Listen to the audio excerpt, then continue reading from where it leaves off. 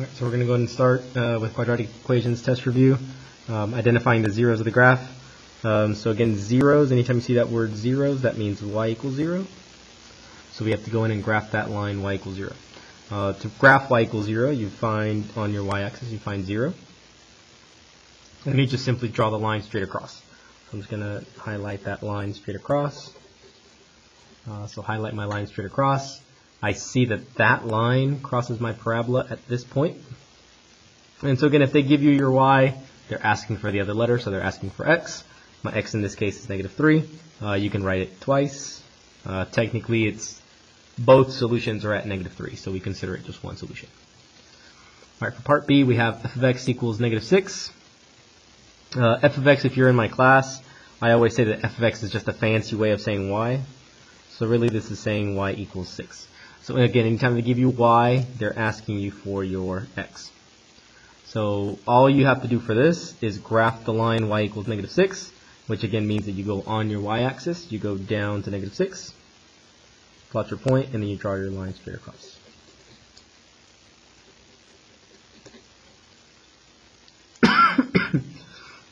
You look at where that line crosses that parabola, which is going to be here and here. And again, we're trying to figure out our x values. So we trace these back up to the x values, so we're at -1 and +4. All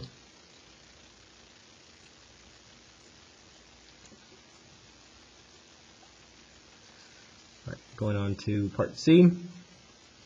Part C says find f of 5 equals y. So this one's a little tricky, and I want you guys to notice to make sure that you know and understand that this is not the same as this. Right? So this one says f of x equals -6, which is very easily translated into y equals -6. For this one, we have to compare it back to the original f of x. Now in this case, the x is, or the 5 takes place of the x, which means that x is equal to 5. Which again, this time, usually this doesn't happen. Maybe about 20% of the problems are like this, where they flip it on you. But x equals 5, which means that if they give you x, they're asking you for your y.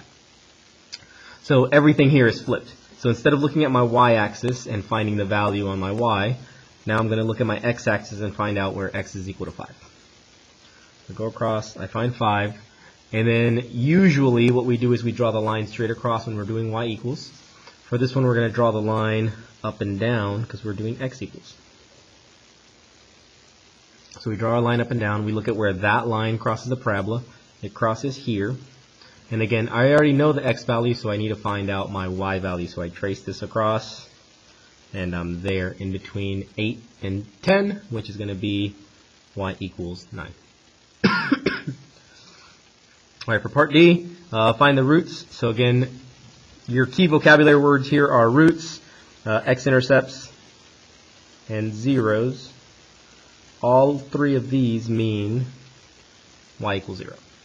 Right? That all these three mean that y equals 0, which means that you're looking for the x at y equals 0. So again, y equals 0. On your y-axis, you find 0. Draw the line straight across. That's the line y equals 0. And then you notice that that line and this parabola don't touch. So you have no real solutions. There's imaginary solutions, but we'll talk about that in a different unit. All right, going on to number 2. Number 2 says the graph of y equals x squared minus 3x minus 10 is shown on the right. Describe the solutions to the equation x squared minus 3x minus 10 equals 0. So again, what you notice here is that our equation here and here are the exact same. Really, the only difference here is that one is set y equals 0, the other one is set, one is set to y equals, the other one is set y equals 0.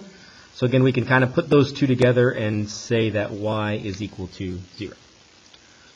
Right, whenever y is equal to 0, we go to our y-axis, we find 0, we draw the line straight across.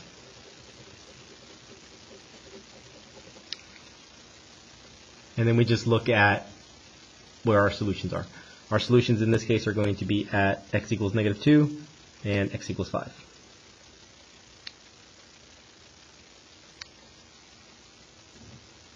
All right, so those would be my solutions. Part B says, given the function y equals x squared minus 3x minus 10, graphed above, so again, they're talking about the same graph, what are the values of x when x squared minus 3x minus 10 is equal to negative 6? So again, almost the exact same setup. We have the exact same equation. This time, again, the y equals, this time turns into another number, so this time it turns into a negative 6. So that means that y is equal to negative 6, which means that if I graph this on my graph, on my y-axis, I go down to negative 6, plot my point, draw my line straight across. Not very neat, but there it is. So there's my line straight across. I find where that line touches the parabola, which touches it there and there. And now I trace these points up to find my x values, which are at 1, negative 1, and positive 4. So I can say that my solution here is x equals negative 1 and x equals positive 4. So these are my solutions. And that's the easiest way to do it. Of course, you could move this to the other side by adding 6 and then factor it. But just if you're given your graph, it's going to be easier to just draw the line across, figure out where they cross. All right, going on to number 3. Number 3 says, the graph of y equals x squared minus 5x plus 4 is shown. Describe how the solution of x squared minus 5x plus 4 equals 0 are related to the graph of y equals x squared minus 5x plus 4. So how are these two things related? Again, exact same setup that we just had. So it's the exact same equation. One of them is y equals 0. The other one is equal to 0. So just like before, we can put those two things together and we can say that y is equal to 0. We go on our y-axis, we find 0, draw our line straight across.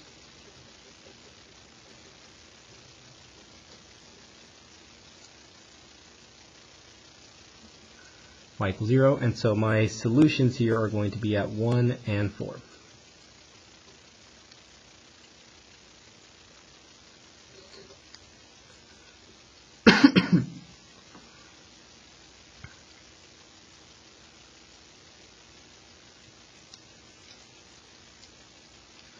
So the way that they're related, and I won't write this down all in words, but I'll just kind of explain it.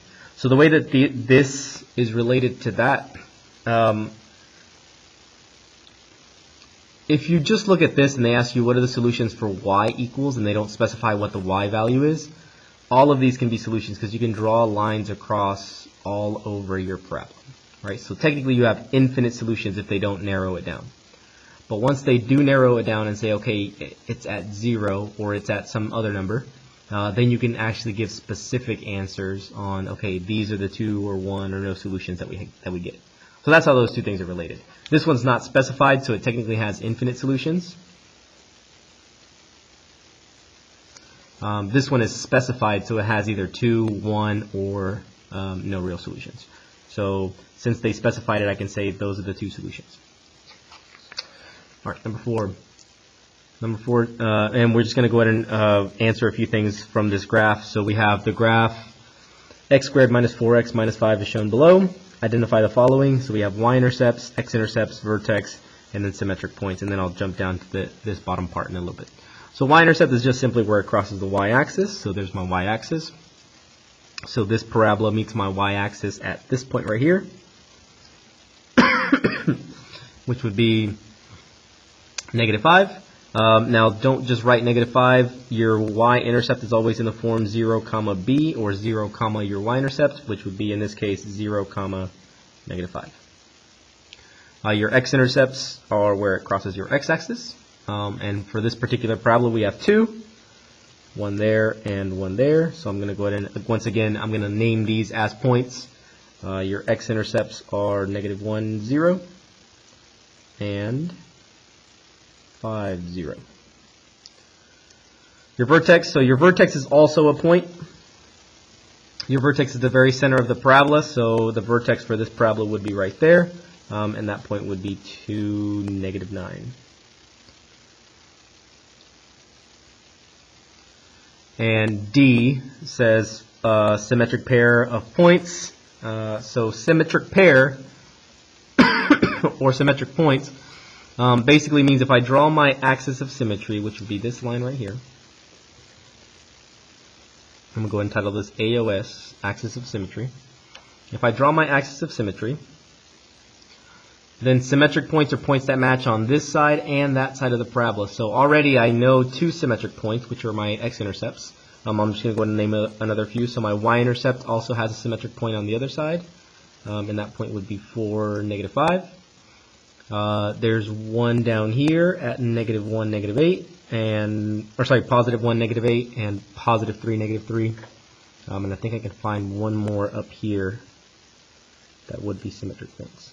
So the reason that they're symmetric points is if you want to think about if this was a mirror, this line right here that I drew, if that line was a mirror, this point would be the mirror image of this point over here. Right, and so you can also fold this in half, and then this half should fit perfectly on the other half.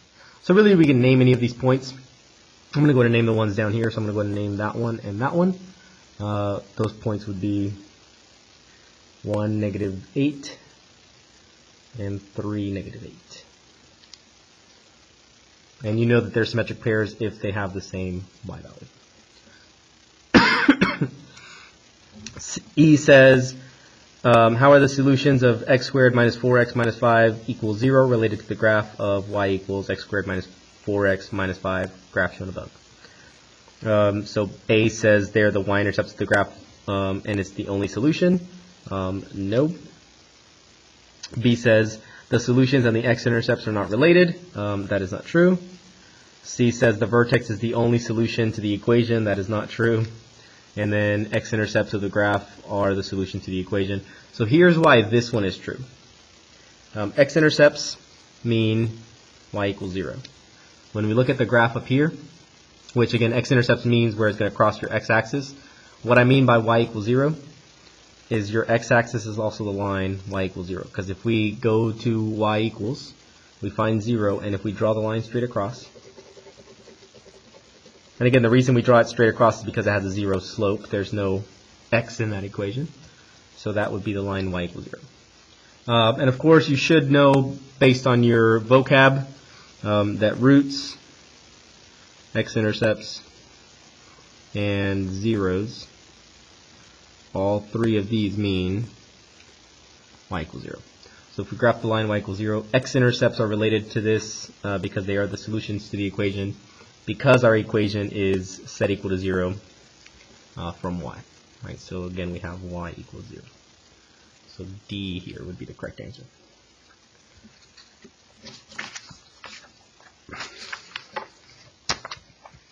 All right, I'm going to start on 5 and work all the way through 7 on the last video.